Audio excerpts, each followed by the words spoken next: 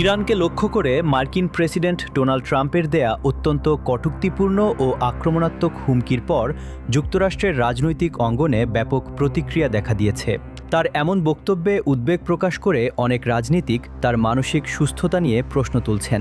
এই আগুনে আরও ঘি ঢেলেছে ট্রাম্পের হাসপাতালে ভর্তি হবার গুঞ্জন। ঘটনা সত্য হলে অযোগ্য ঘোষণা হতে পারেন ট্রাম্প। এর আগে গত রবিবার নিজের সামাজিক যোগাযোগ মাধ্যম ট্রুথ সোশ্যালে দেওয়া এক পোস্টে প্রেসিডেন্ট ট্রাম্প সরাসরি পারস্য উপসাগরের কৌশলগতভাবে গুরুত্বপূর্ণ হরমুজ প্রণালী খুলে দেওয়ার দাবি জানান।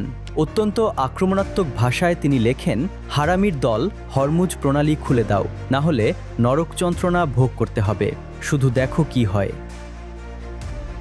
এখানেই শেষ নয়, ইরানের জ্বালানি ও পরিবহন অবকাঠামোতে আরও বড় হামলার হুমকি দিয়ে ট্রাম্প লেখেন, ইরানে আগামীকাল মঙ্গলবার হবে বিদ্যুৎ কেন্দ্র ও সেতু ধ্বংসের দিন।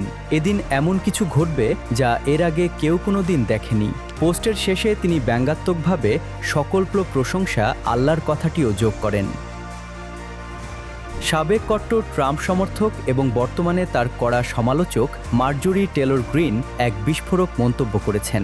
তিনি বলেছেন, ট্রাম্প প্রশাসনের যেসব কর্মকর্তা নিজেদের খ্রিস্টান বলে দাবি করেন তাদের সবার উচিত অবিলম্বে ঈশ্বরের কাছে ক্ষমা চাওয়া। প্রেসিডেন্ট ট্রাম্পের সাম্প্রতিক কর্মকাণ্ডকে পাগলামি আখ্যা দিয়ে গ্রিন আরও বলেন, এই পরিস্থিতি নিয়ন্ত্রণে প্রশাসনের কর্মকর্তাদের এখনই হস্তক্ষেপ করা উচিত। ট্রাম্পের একসময়ের ঘনিষ্ঠ এই মিত্রের এমন কঠোর অবস্থান এখন মার্কিন রাজনীতিতে নতুন আলোচনার জন্ম দিয়েছে। সাবেক এই রিপাবলিকান কংগ্রেস সদস্য সামাজিক যোগাযোগ মাধ্যম এক্সে, সাবেক টুইটার, এক দীর্ঘ পোস্টে লিখেছেন, আমি আপনাদের সবাইকে চিনি, তাকেও ট্রাম্প চিনি। তিনি এখন মানসিক ভারসাম্য হারিয়েছেন এবং আপনারা সবাই এই অপরাধের অংশীদার। আমি ইরানকে সমর্থন করছি না, কিন্তু আসুন আমরা সবাই অন্তত সত্যটা স্বীকার করি। মার্জরি টেলর গ্রিনের এমন সরাসরি আক্রমণ ট্রাম্প শিবিরের ভেতরে তৈরি হওয়া ফাটলকে আরও স্পষ্ট করে তুলেছে। এদিকে সিনেটের সংখ্যাগরিষ্ঠ ডেমোক্রেটিক পার্টির নেতা চ্যাক শুমার এক প্রতিক্রিয়ায় বলেছেন, ট্রাম্পের এই অসংলগ্ন কথাগুলো একজন উন্মাদ পাগলের প্রলাপের মতো।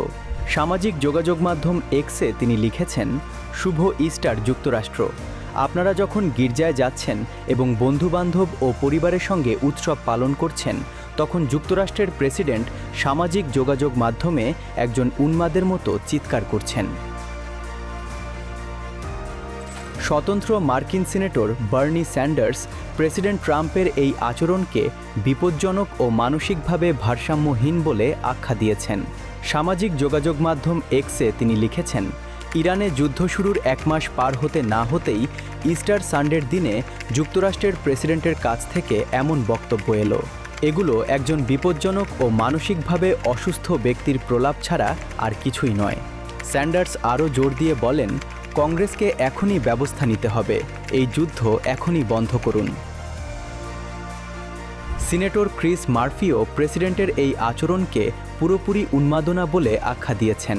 সামাজিক যোগাযোগ মাধ্যম এক্সে তিনি লিখেছেন, আমি যদি ট্রাম্পের মন্ত্রিসভার সদস্য হতাম তবে এই ইস্টার সানডেতে সংবিধান বিশেষজ্ঞদের সঙ্গে বসে 25তম সংশোধনী প্রেসিডেন্টকে অপসারণের প্রক্রিয়া নিয়ে আলোচনা করতাম।